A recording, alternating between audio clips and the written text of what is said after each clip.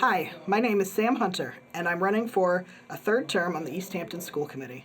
I'm a state employee, husband to a public school teacher, and parent of a fourth grader at Mountain View. Running for this position is an honor, and I'm hoping that you'll give me the chance to continue serving you and your family. School is more than just a place to go to learn math and reading. School is how we learn how to be citizens in a community and members of a society. As they make choices and try new things, students discover who they are, what is important to them, and what they value.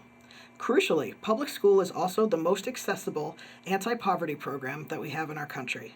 In addition to our robust and challenging curriculum, students receive therapeutic services, health services, and free meals. Schools should be safe, accessible, and nurturing, a place where kids want to go each day, so that they can access those vital resources.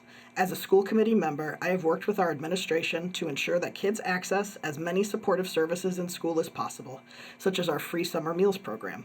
I have also worked on trying to make our schools as welcoming as possible. This includes things like partnering with our Special Education Parent Advisory Committee, Can Do, supporting our Equity Committee, working to get more clubs in the middle school, and supporting the implementation of the BRIGHT program for students transitioning back to school after a health crisis.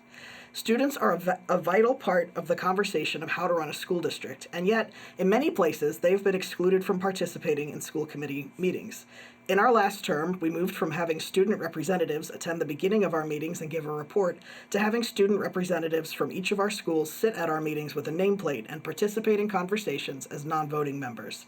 I value their thoughtful input during our meetings, and having somebody right there at the table who can speak to the student experience is incredibly valuable. I know a lot about public schools and policy, but I haven't been a student in a long time, and a lot of things have changed that I wouldn't have even thought of. I look forward to continuing to collaborate with the student bodies of both schools.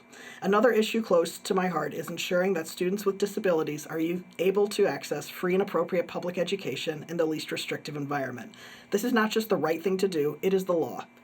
The way that special education is financed in our state and our country has led to a situation in which many families feel that their child's needs are pitted against the fiscal solvency of their district.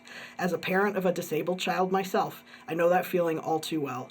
I want to assure families of students with disabilities that we want your kids in our schools. Our community is not complete without your family.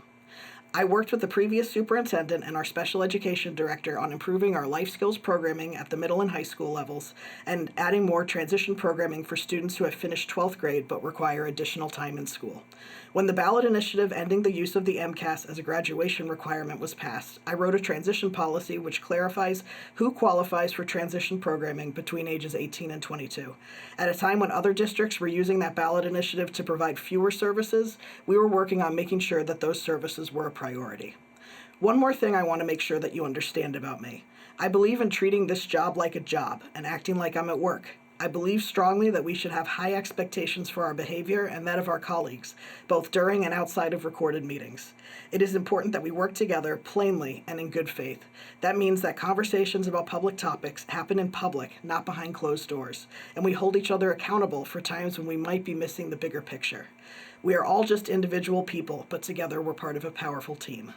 Public education is facing an existential crisis, but together we can build something so much better. I often feel overwhelmed by negative news all around, and then I hear about something awesome happening in one of our schools, and it reminds me that when you're willing to do the work, you get to see the results. I'm looking forward to continuing to do the work for Easthampton. Thank you for trusting me with this opportunity.